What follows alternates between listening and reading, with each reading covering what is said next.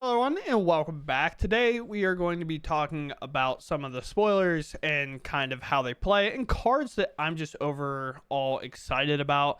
We're going to start off with some commander style cards and then we're going to talk about a lot of the standard stuff. I just want to cover a couple of things because I think they're pretty cool. Other than that, please let me know if my audio or anything sounds a little weird. Everything updated all at the same time, so bugs pop up all the time whenever that happens, so I don't know if everything's good, if something's bad. I have recorded a match or two just to kind of hear the game audio and stuff like that, which worked out well. But here we are with some of the cards, and I have Mass of Mysteries on this screen. And the reason why I have that on the screen is because it goes incredibly well. I don't know how this is going to work with Champion. Yeah, obviously I could pull up both on the same screen, but I think just doing this is fine. It's kind of a quick edit because with all the fixes, I am very low on my amount of time I have to record, so let's do this very quickly. So Champion of the Path is a very sweet card, and it's actually in the standard set. However, I do not know if this will ever see play because of its elemental clause. But basically, as an additional cast this spell, behold an elemental and exile it. So it can be a elemental in play or one from your hand, and then you just exile that creature. Hello, where'd you go? Come back. So Champion of the Path is obviously one of those cards. It's a 7/3. Whenever another elemental you control enters, it deals damage equal to its power to each opponent. And that is kind of where Mass of Mysteries comes in. And this works incredibly well for one reason in particular. So with Champion of the Path, if you play any ramp spell on like turn 2, you can do this on turn 4. You can actually do it on turn 3 as well in Commander and eliminate all players. But basically what happens is if you can get this guy down, Champion of the Path, you can then play Mass of Mysteries on the following turn, and because it's an elemental, obviously it does 5 damage to each of your opponents, which is pretty good. But this gives each elemental you control Myriad. So Myriad is whenever it attacks for each opponent other than defending player, you may create a token that's a copy of tapped and attacking that player. So basically 2 more Champion of the Path will enter. And if you know kind of how Terror of the Peaks and stuff like that works, basically Champion of the Path will see those elementals entering. The one original one will see 2 enter, so it will trigger twice. The 2 entering will not see themselves, but it will see the other copy, so they'll both trigger once, dealing 7 damage to each opponent 4 times for 28. If you add what the Mass of Mysteries did originally with one Champion of the Path, that means each player has now effectively taken 33 for the turn off of those triggers. And if they have no blockers, this is weirdly swinging for 7 to hit your opponent for 40, which is super sweet and kind of like a weird combo we found just kind of looking about for cards and things that are good. But that is one that comes to my mind right away. And then another one, you've probably seen it here. I'm gonna actually pull these up as we kind of go through. This is just going to be a long talking video, so if it's not really your style, I totally get it. But we're just going to talk about the obvious one here. Formidable Speaker. Hopefully it just comes up and I didn't misspell it. But yeah, this card's bonkers. It's going to be absolutely crazy. I have the deck pulled up that it's going to go in, but let's talk about the card right away. Whenever this creature enters, you may discard a card. If you do, search your library for a creature card, reveal it, put it in your hand, and then shuffle. This is obviously going to be grabbing Ouroboros and discarding some of those mana dorks that you have an abundance of that you don't necessarily need. Or it's going to go into our Graveyard Reanimator deck, where obviously Bringer is the main key to get into the graveyard. We have to play cards like Bookworm to do that, or Korra, or here. But with that other card, you can just have this in your hand, discarding it into the graveyard, and then go get a Mind Bitten or Superior Spider-Man, and then just find yourself on top with just that and playing all Lord of the Ground green stuff, which is obviously very good. So that is going to be one of the more obvious cards that are coming out of here that are going to be very good. But with that, we're just going to go ahead and move on. There's one of the other cards that I have to pull up that is kind of bonkers, at least in terms of aggro. I didn't type that right. But in terms of aggro, another card is going to be good. It's Hexing Squelcher. This card is uncounterable. It's not legendary, and that is one of the clauses that's going to be kind of tough. This feels a lot like a Screaming Nemesis card, where it's just really going to be a good red card and be very annoying. So playing something like a Nowhere to Run is going to be crucial, or uncounterable spells is going to be crucial, so you don't have to pay these ward costs, or playing more sweepers. But can't be countered. Ward, pay 2 life. Spells you control can't be countered. That doesn't just specify creature spells, so even burn ones and things like that can't be countered. Other creatures you control have ward, pay 2 life. So the creatures early that you can't really answer right away now have ward 2, which make them deal more damage to you. Something like a Hyrule Claw comes to mind, and other kind of aggro pieces, because you kind of want to play this after, whenever your opponent's getting ready to start targeting. Makes cards like Lightning Helix obviously a bit worse. But if we go into Lorwyn Eclipsed and I can go into lands, I'm going to talk about these ones. Hopefully I can kind of get them all on screen. But these shock lands are back, thankfully. I always love when shock lands are available, because I like good mana. I like when my mana is not a problem in games. When mana is a problem, I feel like just overall the experience is worse, because then it's like, well, I can only really play 2 colors, and playing 2 colors, I'm somehow getting punished because I have like only 2 to 3 different dual lands to play, like 8 total, and the rest are basics and some like weird lands to make it work. But also with these coming in, I like it just because I think it's weird whenever we're playing in standard and the other set of lands in rotation aren't there. So fast lands, for example, some being in, some being out, is always weird to me. Some shock lands have been in for a while and the other one's not. I just kind of wish whenever we did them, I understand we do them in cycles, but I just kind of wish all 10 would get put in if we're going to do them. It just feels so weird sometimes to have like a special land for a thing, unlike there is other kind of examples of that. None currently here, but I guess Eclipse Realms is kind of one of those cards I'm talking about, where it has a restriction on what creature type it is. There is a blue-black one, I can't think of it right now, that works only for fairy cards, which is okay with me, because that doesn't mean blue-black in general has a really good land. Just blue-black fairies has a land that works well for them. So sometimes those I don't really mind. But I wonder where these are going to be. It should be in multicolored. I don't know if I'll get them all in the same kind of screen here. They're all mythic. Can I just do mythics and then have them all together? Pretty close. Yeah, they're all right here. Sweet. So the other evoke elementals is where I find cards to be very cool. We have Catharsis, Deceit, Emptiness, Vibrance, and Wistfulness. Catharsis? I don't know why I can't say that. My mouth just physically won't let me say it. Nice. But I always like these. I think the options are cool. Deceit is going to be a very good one, I think, because it kind of slots into that Reanimator deck. You can spend 2 black on it to evoke it, and then you can look at your opponent's hand and do kind of like what a Thought Eraser was in the past. And then other ones are sweet as well, of course, like Vibrance being able to tutor a land or deal 3 damage to any target for 2 mana. Kind of has a lightning strike on a creature. But you also have some of the other ones that are cool, whether it's blowing up enchantments, kind of like a Living In style deck.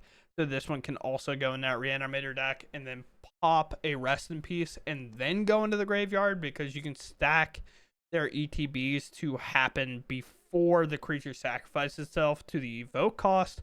So like with a card like this, on 2 greens, destroy target artifact or enchantment an opponent controls, you can have this do that, blow up the Rest in Peace, and then the sack trigger will resolve and they'll go into the graveyard after.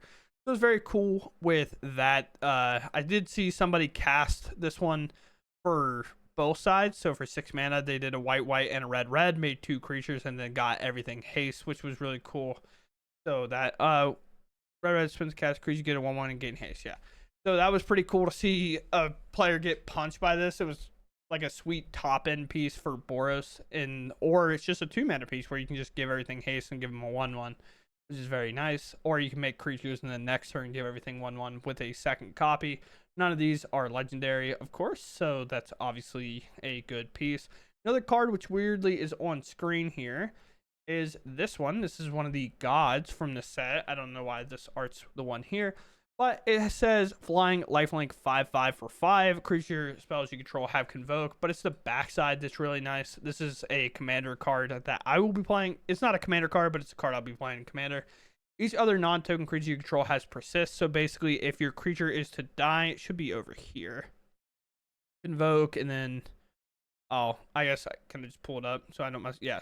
So when this creature dies, if it had no 1/1 counters on it, return it to the battlefield. Please go away. Return it to the battlefield under its owner's control with a negative 1/1 counter on it. So if they die again, they'll go away forever. But having good ETBs and then having this in play is just really, really nice. And obviously kind of keeps us connected there. But what other cards are we kind of excited about? I have a picture over here of some of them. But where are you? This card is super exciting. I was wanting to talk about the other one first. The artwork is eluding me. Why are the rares? Here it is. This is one of the ones I've seen that has been cool when I've been watching. Basically just kind of feels like that Boros aggro deck that was just blowing up artifacts, making a ton of creatures. What feels like this is going to be. So, first strike, lifelink. When this creature attacks, you may put a creature card with mana value X or less from your hand onto the battlefield tapped and attacking, where X is the number of attacking creatures you control.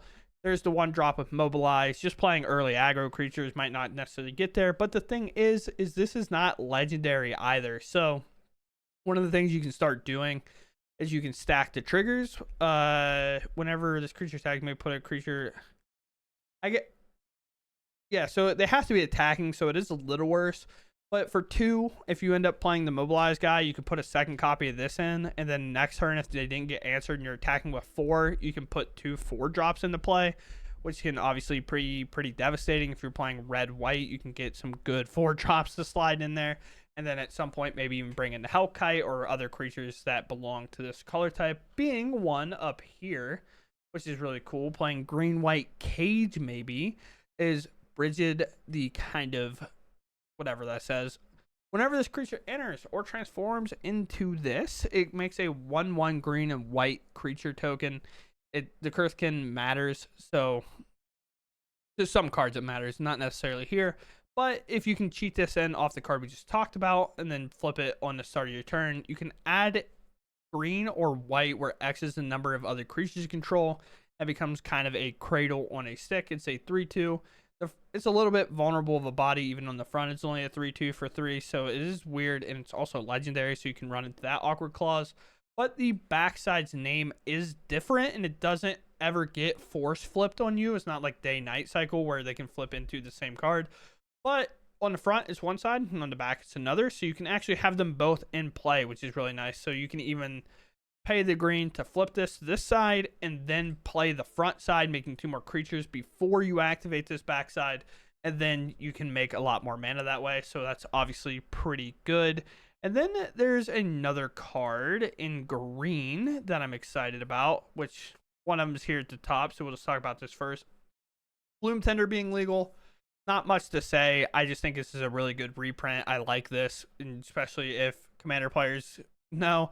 This card just slowly does what like heroic intervention does. It just keeps kind of going up as more like multicolored commanders are coming out, like more 3 colors, more 4 colors, and as you saw from this set with the 5-color commander, Bloom Tender is obviously getting a little bit more expensive, but a good mana dork overall, and arguably one of the strongest ones.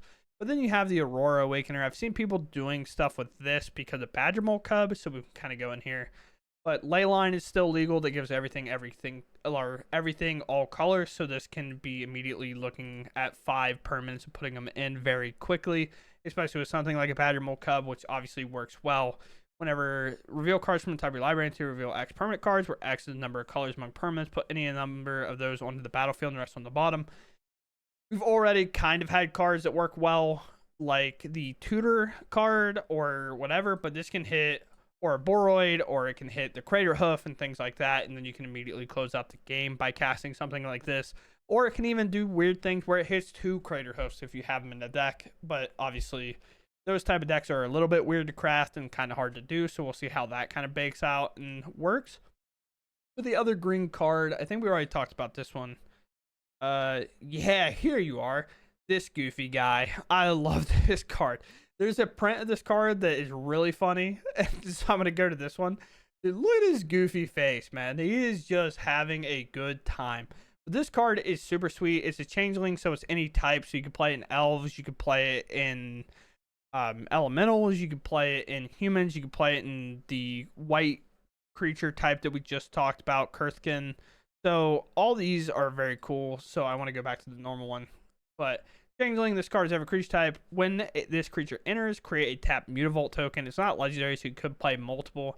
But one of the cool parts about it is that it ramps you without pulling lands out of your deck, so you can still hit those land drops if you're on like maybe a lower count or kind of on a higher count, but you want extra stuff. It's a land with tap, add a colorless, and pay one.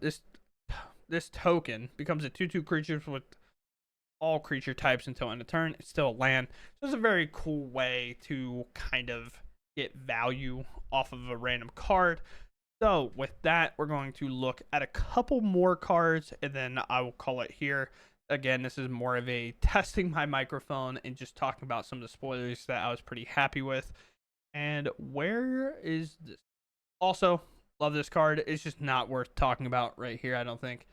But the Lockmare. So a kind of a spur to the moment. I wasn't too excited about this card until I kind of was sitting there thinking, is this not Reckoner Bankbuster? On a like, it's not as good because Bankbuster is really hard to remove. But paying 2 mana to tap Bankbuster to draw a card, when you play this in the late game for 2 mana, you can just start activating its mode multiple times. There's not a restriction on how many times I can remove the counter off and draw a card. And so it can get large very quickly. For example, if you play it on like a turn 3, and then you go into like maybe you're holding up a bounce spell, you go into that next turn, maybe you attack them for 2. They do really nothing. And on that end step, you can just double pop this to make it immediately, or I guess 3. So it's only a 1/2, so I guess it's a little bit worse. For some reason I thought it came in as a 2/3, not a 1/2 until just now. But either way, you know, Reckoner Bankbuster was a card that got banned. This might be a way more balanced version because obviously creatures are a lot more vulnerable than that. But it does have some flexibility. So this is a cool card. Maybe not one that's going to see a ton of play, but one nevertheless. And then there are a couple of black cards I want to talk about that I think are pretty sweet. This is one of them right here, right away. This card is going to be a menace, I think. This card is going to be very annoying for a lot of players, especially if you don't already like blue-black. But blue-black fairies is going to be a thing, and it's just going to be something you have to deal with. And this is one of those cards. Basically, if you've never played against Bitter Blossom, it is a card that is a semi-staple in Commander, at least from what I've played. I've not seen many people be like, the card's bad or the card's good. I don't really know. It's kind of both. Like, so weird. But with this, when you're playing the creature with Flash, Enduring Curiosity, and this is just making extra creatures, but you also flash this in on their end step by also holding up Counterspell, or, you know, the creature that enters and taps and stuns. This is a card that's going to enter, make a creature, lose a life, have good fairy protection anyway.